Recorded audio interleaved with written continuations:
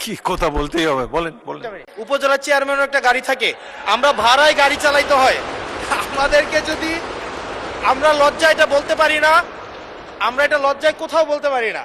এখন আমাদেরকে যদি একটা বসার ব্যবস্থা করে দিছে, এখন মানুষের কাছে যাওয়ার জন্য যদি একটা গাড়ির ব্যবস্থা করে দেয়, তাইলে আমাদের জন্য একটু সুবিধা হয়, মানুষের কাছে একটু যাইতে পারি। ছোটদেরকে কখনো না বলতে নাই, তাদের আবদারে সবসময় হা বলতে হয়। হাসনাত আব্দুল্লাহ বলে ফেলেছে, সাথে সাথে না না বললে আমি বেশি খুশি হইতাম। কি আবুল হাসান আব্দুল্লাহ, কি কথা বলতেই হবে, বলেন বলেন। আমি সব সময় হচ্ছে বিভিন্ন মানে বিরোধিতার জন্য দাঁড়াই। আজকে থ্যাংক ইউ জানাচ্ছি যে আজকে এই ধরনের একটা সিদ্ধান্ত নিয়েছেন। আমার এই অপোজিশন থেকে আপনাদের সবাইকে থ্যাংক ইউ জানাচ্ছি যে একটা বসার অন্তত জায়গা হয়েছে। আমরা লজ্জায় একটা কথা বলি না। এখন এই পার্লামেন্টের সেকেন্ড মোস্ট জুনিয়র হিসাবে একটা কথা বলছি মানে আপনাদেরকে, সেটা হচ্ছে যে আমাদের একটা ইউনো মহোদয়ের একটা গাড়ি থাকে, উপজেলা চেয়ারম্যানের একটা গাড়ি থাকে, আমরা ভাড়ায় গাড়ি চালাইতে হয়। আমাদেরকে যদি আমরা লজ্জায় এটা বলতে পারি না, আমরা এটা লজ্জায় কোথাও বলতে পারি না। এখন আমাদেরকে যদি একটা বসার ব্যবস্থা করে দিছে, এখন মানুষের কাছে যাওয়ার জন্য যদি একটা গাড়ির ব্যবস্থা করে দেয়, তাইলে আমাদের জন্য একটু সুবিধা হয়, মানুষের কাছে একটু যাইতে পারি। মাননীয় স্বরাষ্ট্রমন্ত্রী কিছু বলতে চান? স্পিকার, মাননীয় স্পিকার, আপনাকে ধন্যবাদ। আজকে এমপিদের প্রাপ্তির পরে অপ্রাপ্তির খবরটা বলতে চাচ্ছিলাম না।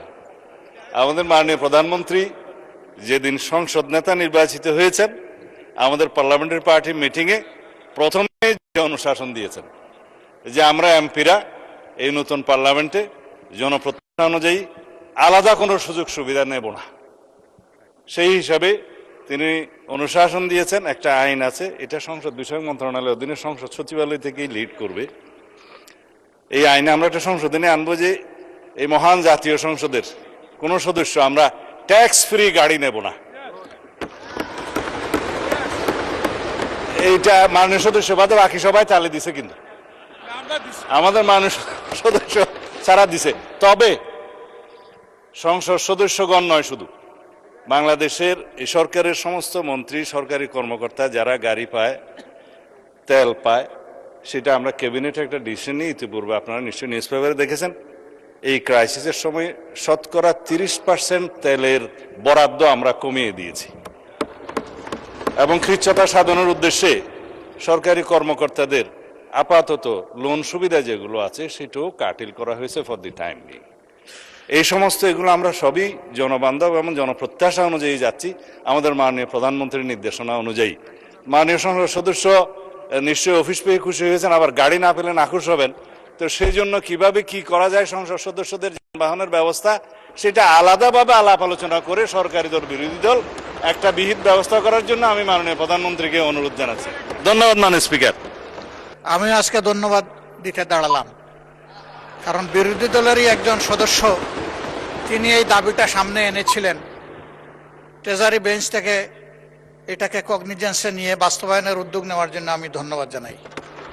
তবে একটা কথা আছে যে ছোটদেরকে কখনো না বলতে নাই, তাদের আবদারে সবসময় হা বলতে হয়। হাসনাত আব্দুল্লাহ বলে ফেলেছে, সাথে সাথে না না বললে আমি বেশি খুশি হইতাম।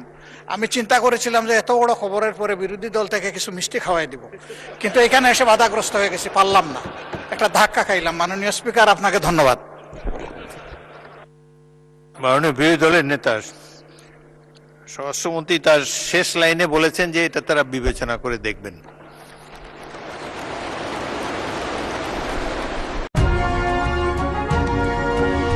East to Sile 24